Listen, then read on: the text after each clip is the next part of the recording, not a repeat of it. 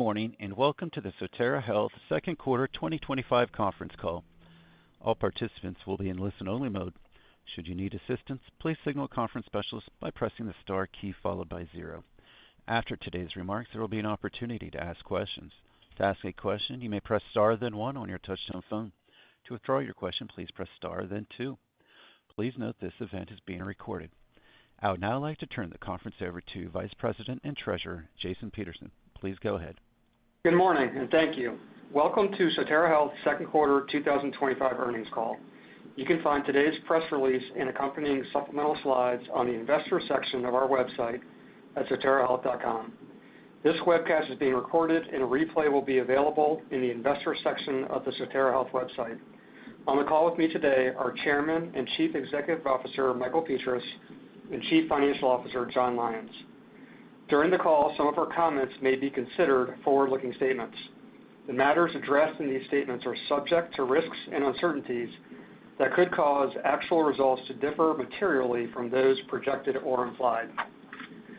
Please refer to Sotera Health's SEC filings and the forward-looking statement slide at the beginning of this presentation for a description of these risks and uncertainties. The company assumes no obligation to update any such forward-looking statements. Please note that during the discussion today, the company will present both GAAP and non-GAAP financial measures, including adjusted EBITDA margin, tax rate applicable to net income, adjusted net income, adjusted EPS, net debt and net leverage ratio, as well as constant currency comparisons. A reconciliation of GAAP to non-GAAP measures for all relevant periods may be found in the schedules attached to the company's press release and in the supplemental slides to this presentation. The operator will be assisting with the Q&A portion of the call today. Please limit yourself to one question and one follow-up so that we can give everyone an opportunity to ask questions. If you have any questions after the call, please feel free to reach out to me and the investor relations team. I will now turn the call over to Sotera Health Chairman and CEO, Michael Petras. Good morning, everyone, and thank you for joining our quarterly earnings call. We're excited to share that Sotera Health delivered a strong second quarter, building off our solid performance last quarter marked by growing momentum across our core businesses. This progress resulted in top-line growth of 6.4%, adjusted EBITDA growth of 9.8%, and an improvement in adjusted EPS compared to the second quarter 2024. We continue to invest in our businesses to support organic growth and made further progress on reducing leverage, reinforcing our commitment to disciplined financial management and long-term value creation. Moving on to the performance in our businesses, Sterigenics increased customer demand drove strong volume and mixed performance in the quarter, resulting in 10.5% year-over-year revenue growth compared to the second quarter 2024. Stronger volumes were driven by our core med device customers, along with continued momentum in bioprocessing, which was supported by our most recent facility expansion. Nordion delivered stronger than expected second quarter revenue versus the second quarter 2024, driven by the timing of Cobalt-60 shipments. At the request of our customers, certain deliveries originally scheduled for the third quarter were fulfilled in the second quarter. Nelson Labs delivered second quarter revenue in line with the expectations outlined during our first quarter earnings call.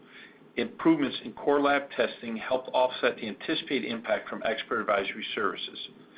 The increased core lab testing volume and mix, along with our disciplined optimization actions, resulted in segment income margin expansion of more than 500 basis points.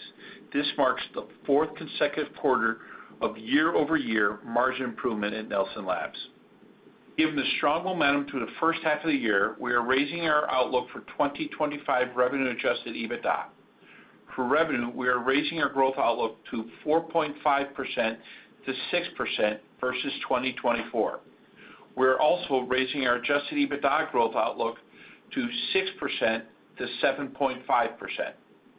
These updates reflect improved performance expectations and now assume no impact from foreign currency for the full year. John will go through our 2025 outlook update in more detail in a few minutes, but first, I would like to highlight an example of how Sotera Health plays an essential role in safeguarding global health. Together, Sterigenics and Nelson Labs play a critical role in patient safety and supporting FDA approval of groundbreaking treatments. From validation testing such as biocompatibility and packaging to routine sterilization, our teams contributed to the launch of this new infusion sets for advanced Parkinson's therapy.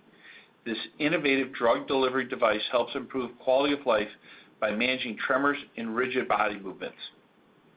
Our expertise helps customers commercialize new products and is a great example of how we play an essential role in safeguarding global health. Now, John will walk us through the financials. Thank you, Michael. I will begin by covering the second quarter 2025 highlights on a consolidated basis and then provide some details on each of the business segments along with updates on capital deployment and leverage. I will finish with additional details on our updated 2025 outlook. On a consolidated total company basis, second quarter revenues increased by 6.4% to $294 million, or 6% on a constant currency basis compared to Q2 2024. Foreign currency was a tailwind of approximately 40 basis points for the quarter. Adjusted EBITDA increased by 9.8% to $151 million, or 9.5% growth on a constant currency basis. Adjusted EBITDA margins were 51.2%, representing a 156 basis point increase from Q2 2024, driven by a 514 basis point increase in Nelson Labs segment margin. Interest expense of $41 million for the second quarter of 2025 was consistent with the prior year period. Net income on a GAAP basis for Q2 2025 was $8 million, or 3 cents per diluted share, inclusive of the pending and previously disclosed $34 million settlement of EO claims in Illinois. That compares to net income of $9 million, or 3 cents per diluted share in Q2 of 2024. Adjusted EPS was 20 cents for the second quarter of 2025, an improvement of 1 cent from Q2 2024. Now let's take a closer look at the segment details. Sterigenics delivered strong second quarter 2025 revenue growth of 10.5% to $195 million, or 10% on a constant currency basis as compared to Q2 2024. Revenue growth for the quarter was driven by a favorable volume and mix contribution of 6%, pricing of 4%, and a benefit from foreign currency exchange of approximately 50 basis points. Segment income increased 11.3% to $108 million, with segment income margins expanding 42 basis points versus Q2 2024. Segment income and margin growth were driven by strong top-line growth, partially offset by inflation. Nordion's Q2 2025 revenue increased by 2.9% to $42 million, or 3.4% on a constant currency basis compared to the same period in the prior year. Nordion's revenue increase was driven by favorable volume mix of 1.1%, as well as a 2.3% pricing benefit, partially offset by unfavorable foreign currency exchange of 50 basis points. Nordion's segment income was $23 million for the quarter, while segment income margin decreased 145 basis points to 55.3% compared to Q2 2024, driven by the timing of supplier mix. Nordion's year-to-date margins versus 2024 are up over 200 basis points.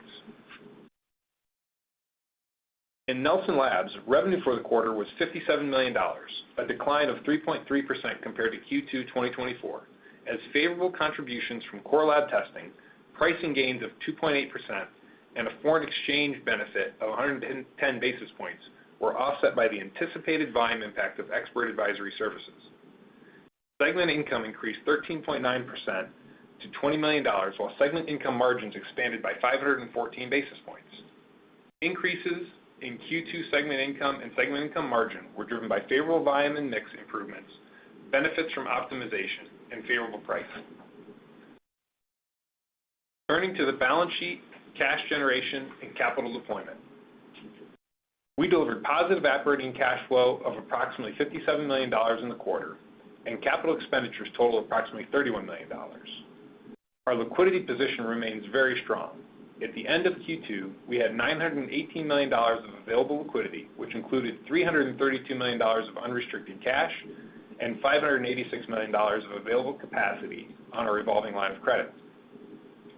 Finally, we finished the quarter with a net leverage ratio of 3.5 times, an improvement from net leverage of 3.7 times at the end of 2024, and continued progress towards our long-term goal of 2 to 3 times. As Michael mentioned previously, we are raising our 2025 constant currency revenue growth outlook versus 2024 to a range of 4.5% to 6% from our prior range of 4% to 6%. We also expect to drive healthy operating leverage and are increasing our constant currency adjusted EBITDA growth outlook to 6% to 7.5% from our prior range of 4.5% to 6.5%. Based on average second quarter 2025 FX rates, we now expect foreign currency impact to be neutral on full-year revenue and adjusted EBITDA versus 2024, compared to our prior assumption of a 1.25% and a 1.5% headwind, respectively. Total company price for 2025 is still expected to be near the midpoint of our long-term stated range of 3% to 4%. For Sterigenics, we've raised our full-year 2025 constant currency revenue growth outlook and now expect mid to high single digits growth. For Nordion, we continue to expect full-year 2025 constant currency revenue growth in the mid-single digits. Nearly 60% of full-year revenue is expected to occur in the second half of the year, with Q4 2025 revenue expected to be down mid-teens versus Q4 2024 due to the timing of Cobalt-60 shipments. Also, revenue risk associated with Russian-supplied Cobalt-60 has improved to less than 0.5% of total company 2025 revenue. For Nelson Labs, while core lab testing continues to improve, we now expect full-year 2025 constant currency revenues to decline in the low single digits due to the impact from expert advisory services. We expect a return to growth in Q4 2025 and continue to expect strong margin improvement at Nelson Labs for 2025. Moving on to other guidance items. Based on the current forward rate, we continue to expect interest expense to be in the range of $155 million to $165 million. We are projecting an effective tax rate applicable to adjusted net income in the range of 31.5% to 33.5%. The favorable tax rate change reflects the recent U.S. tax law change that increased deductible interest expense up to 30% of EBITDA generated in the U.S. With the upward adjustments to our revenue and adjusted EBITDA ranges and the favorable change in the tax rate, we now expect adjusted EPS to be in the range of 75 cents to 82 cents, an increase from the previous range of 70 cents to 76 cents. We continue to expect a fully diluted share count in the range of 286 million to 287 million shares on a weighted average basis. We now expect 2025 capital expenditures to be in the range of $170 million to $180 million, down from our prior outlook of $190 million to $210 million. Approximately one quarter of the reduction reflects cost savings, while the remainder is due to the timing of large projects. As outlined at Investor Day, we continue to anticipate CapEx of approximately $110 million in 2027, which supports our goal of delivering $500 million to $600 million of free cash flow over the period 2025 to 2027. We continue to expect year-end 2025 net leverage ratio to improve compared to 2024 as we work towards our long-term goal of 2 to 3 times net leverage. Finally, as usual, our guidance does not assume any M&A activity. I'll now turn the call back over to Michael. Thank you, John. We are proud of the strong quarter we delivered, which was highlighted by continued momentum and enabled us to raise our full-year outlook. This performance underscores the resilience of our business and the strength of our teams. We are energized by what lies ahead and remain focused on executing with discipline to drive continued value for our stakeholders.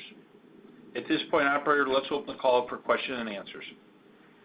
Thank you. We will now begin the question and answer session. To ask a question, you may press star, then one on your touch-tone phone. If you're using a speakerphone, please pick up your handset before pressing the keys. To withdraw your question, please press star, then two. At this time, we'll pause momentarily to assemble our roster. And our first question comes from Patrick Donnelly from Citi. Please go ahead. Hey, guys. Thank you for taking the questions. Michael, maybe one just on the overall results, particularly Sterigenics. Just given the strength there, kind of have to ask, did you guys see any, sort of pull forward dynamic? Nice to see the full year move up, obviously, but just curious what you were hearing from customers. Were folks looking to stock up ahead of some of the tariff noise? And anything there to call out? Hey, good morning, Patrick. We're not seeing any material and tariff pull-ins or anything of that nature. I mean, there's a little bit here and there, but there's nothing material. The team, we saw this volume progressing, as we said earlier in the year. We said that we would see volumes progress throughout the year, and we're seeing the team's executing against that. So we're excited about where we sit today with Sterigenics, and the outlook is positive going forward as well. Okay. Yeah, maybe to dive a little bit more into the recovery here. Can you just pull back? It sounds like both, the med tech side and bioprocessing were doing well for you in the quarter. Can you just maybe parse out the two, what you're seeing from both, where we are in this recovery? It does sound like you guys are maybe a little more confident on the volume side, but maybe talk about both med tech and bioprod, volume versus price would be helpful just to talk through how you're seeing it and the expectations for the rest of the year. Thank you guys so much. Yeah, thanks, Patrick. We mentioned in our prepared remarks, the volume in mix was up 6% in the quarter over last year. The price was up 4% in Sterigenics. We're seeing that across the board with our customers. No segment necessarily outperforming the other. Bioprocessing, again, it's a small portion of our business, but we saw significant growth there as we expected. We also had capacity put in place with one of our build-outs, and we're seeing the fruits of that expansion and the ability to capture volume based on that performance. And then in addition to that, the med tech volumes were pretty steady. We're seeing across multiple categories. As we talked about previously with you folks, we're doing some segmentation of end markets that we're really focused on, and the team is seeing nice growth in those end markets that we focused on and are executing against. So overall, bioprocessing was up larger, but it's a smaller base, but med tech had nice volume in the quarter, and we anticipate that going forward to be positive as well. Great. Thank you, guys. And the next question comes from Brett Fishman from KeyBanc. Please go ahead. Hey, guys. Good morning. Thank you very much for taking the questions. Just want to start off with maybe a similar one from 1Q. Just obviously a highlight of the quarter was the step up in Nelson Labs margins.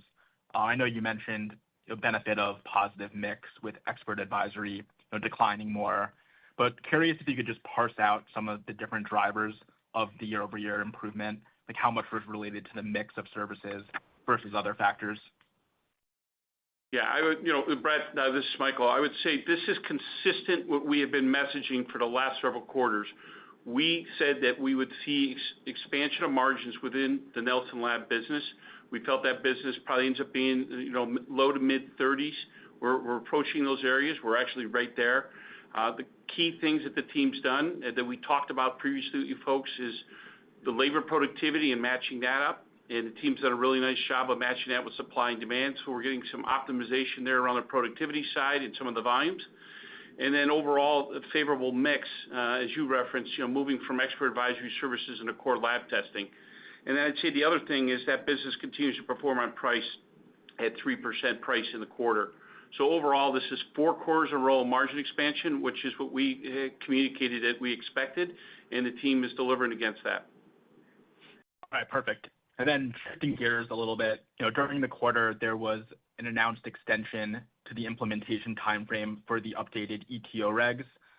Looks like the EPA is, still reevaluating the updated NESHAP rule.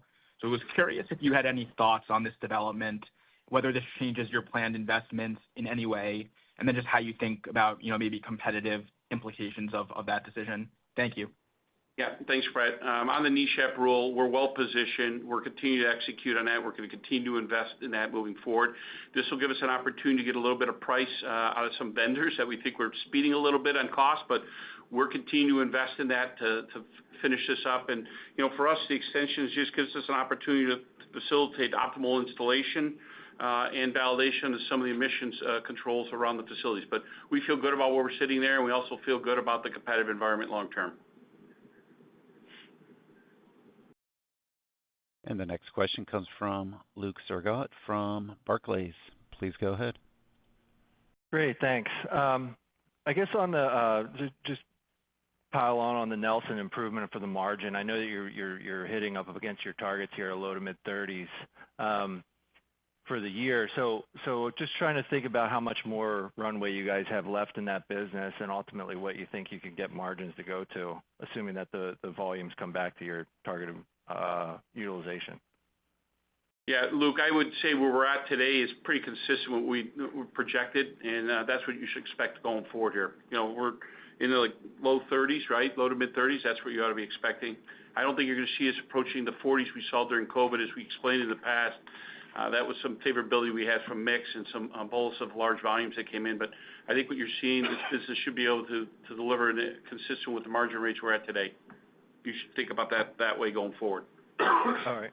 And then follow up here is you had your peer that does the same thing, but they're a little bit more gamma and X-ray focused. They had strong growth in the quarter.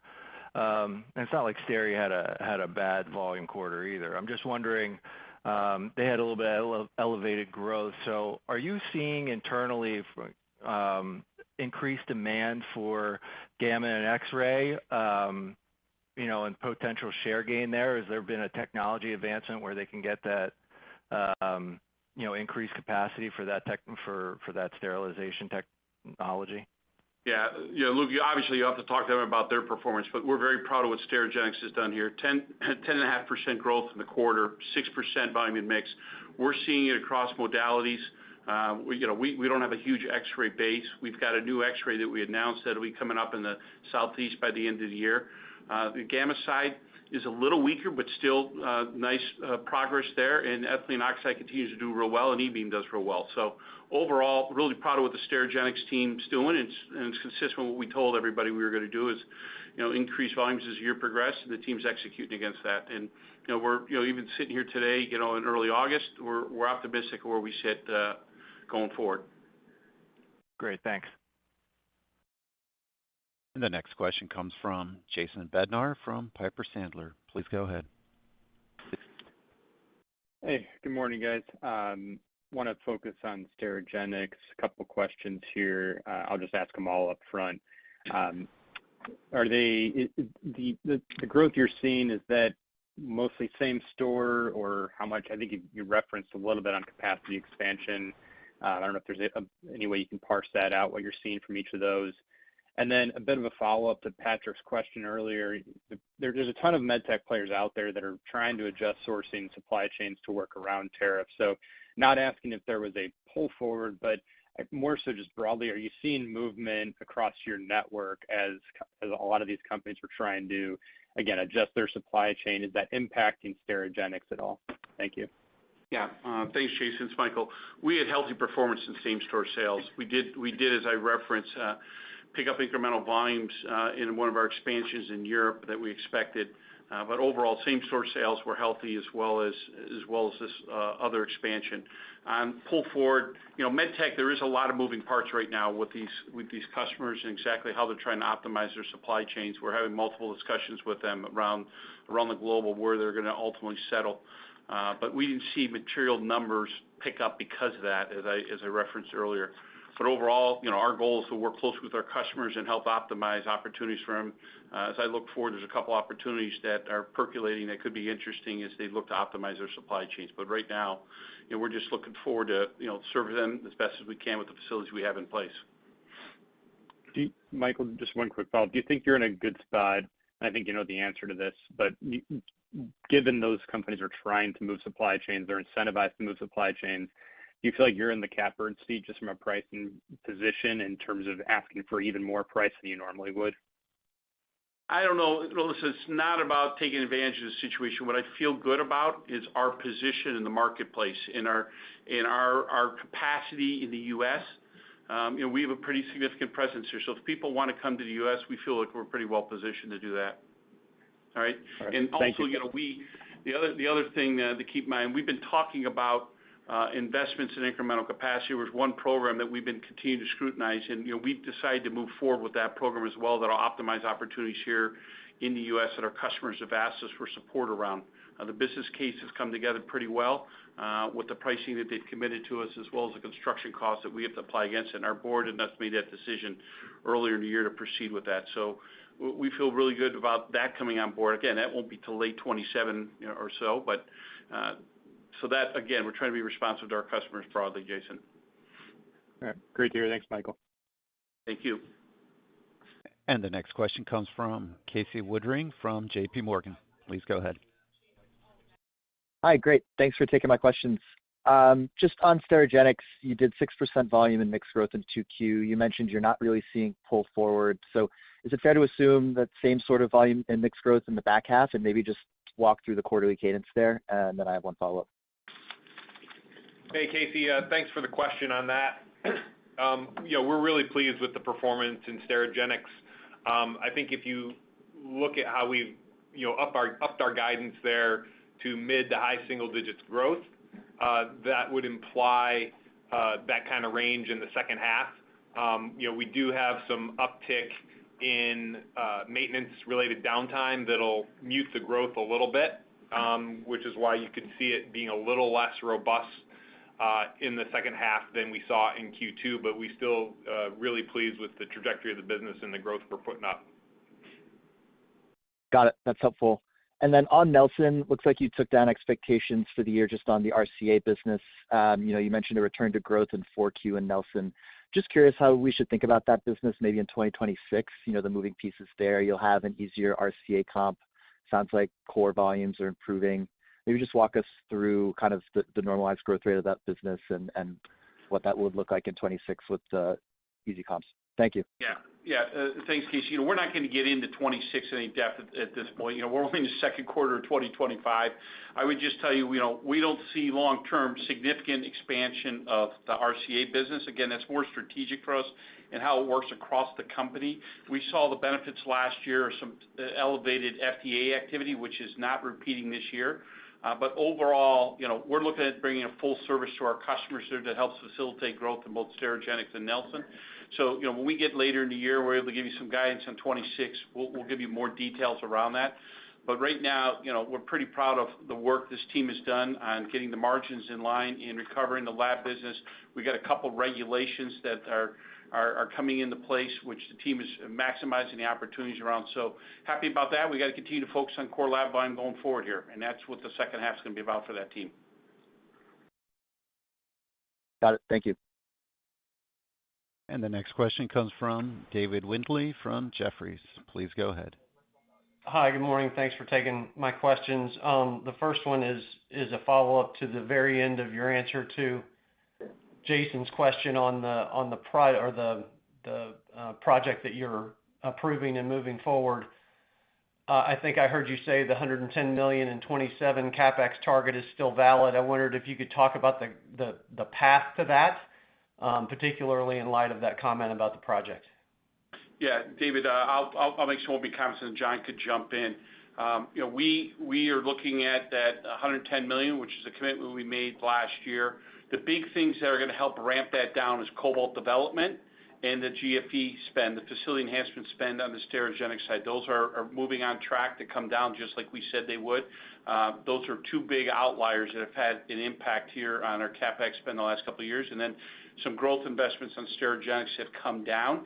And then we have this one left that we've got forecasted out. Yeah, I think the nuance there, David, is that this one was always contemplated, and over the last couple months or even quarters, we've reflected on it just to make sure we're confident in the returns that it would deliver, and we feel really good about that, as Michael mentioned. So we're moving forward, but it was always contemplated in the numbers that we were talking about. Yeah, good clarification, David. It was always in those CapEx numbers that we had before. We just were pushing it until we got comfortable on the economics of it. Right. Okay. I wondered also on Nelson. I think in your description of the margin benefits, in addition to the mix shift, there was also a mention of optimization. I guess what I'm wondering there is you're taking the revenue guidance down a little bit on the EAS business. I'm wondering if the second quarter was a level of kind of more of a step function of, hey, the revenue is what it is. Let's right size the staffing levels even more so to current demand without any kind of growth anticipation. And that helped to bump the margins up even more than, we on the outside at least expected. Am I reading too much into that? Yeah, you're reading too much. There was no Okay. incremental actions. There was no incremental actions in the quarter. This is just a run out of the things that we talked about a couple quarters ago. There was nothing incremental there, David. Got it. Okay. So relatedly, if I could just squeeze one more in. So you had previously said that your margin expansion for the year was going to be Nelson driven. Is that still the case, or do you see some benefits in the other two segments? Thank you, and I'll be done. Go ahead, John. You want to hit the margin one? Yeah, no, that's still our expectation, David. I mean, we feel really good about the improvement and the work that the team at Nelson has done to get margins in a spot where we think is consistent with the long-term guide.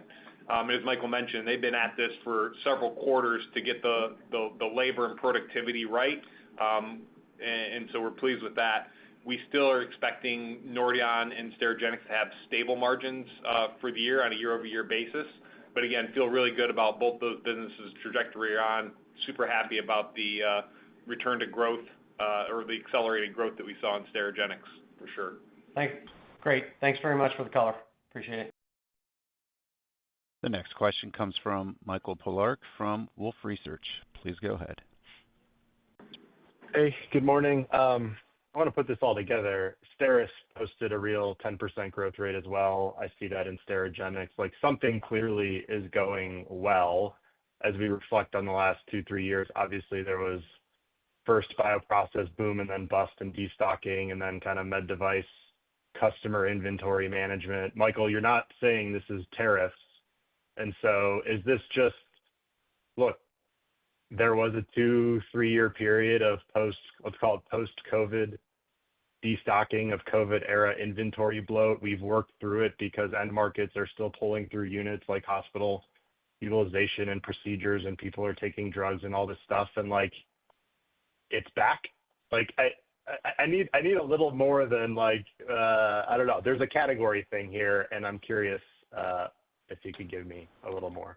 Yeah, Michael, I think some of your comments are right on. We've been talking the last couple quarters that we are not hearing about destocking in a significant way, right? We've been telling you that, and again, we're not hearing that at all. I think you're starting to see volumes starting to match up a little closer with the volumes you're seeing in the end markets.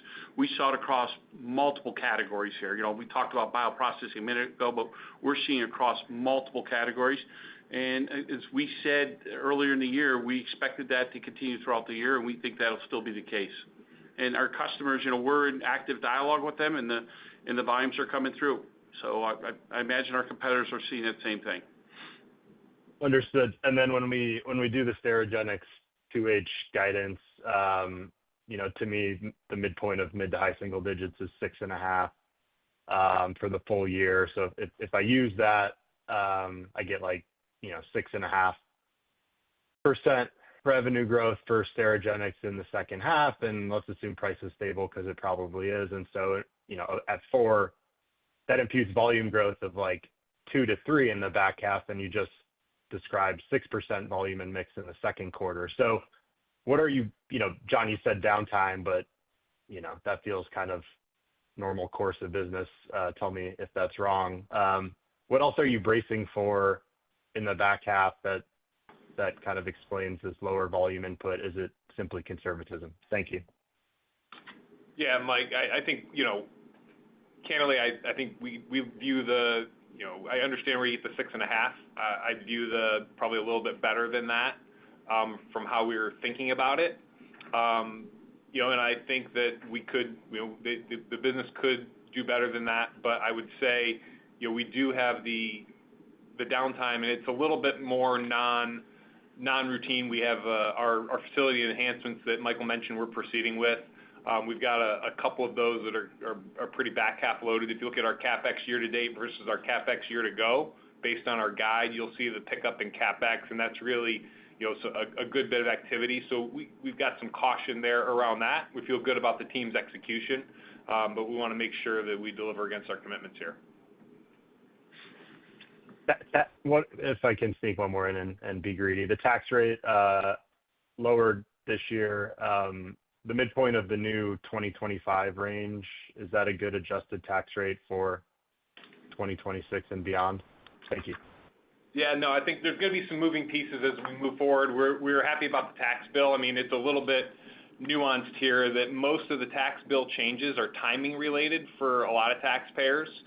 But because we have the valuation allowance on against the interest deduction, the increased deduction for us allows us to improve the tax rate. So, the midpoint is the right number for this year. Some moving pieces going forward, but as we grow, we'd expect that tax rate to improve. Thank you. This concludes our question and answer session. I would like to turn the conference back over to Michael Petras for any closing remarks. Great. Thank you, Jason. So we thank everybody for taking the time to join us this morning. Hopefully you can see the optimism we have on our outlook for the rest of the year. Overall, the team's doing a great job in executing and taking care of our customers. And a couple things I just want to connect the dots back to around proof points that we've talked about with you in the past here. We talked about Sterigenics volumes improving. We're seeing that come together. The team's executing on that. We talked about Nelson Labs margins improving. We've seen that over the last several quarters. Nordion's been a very steady performer. We helped try to get some visibility around the lumpiness around that, and then our focus on free cash flow. And we're optimistic about where we sit and hitting the long-range commitments that we've made to the investment community. And we thank you for your ongoing support. And we hope you have a good day and a good weekend. Thank you. Bye-bye. The conference has now concluded. Thank you for attending today's presentation. You may now disconnect.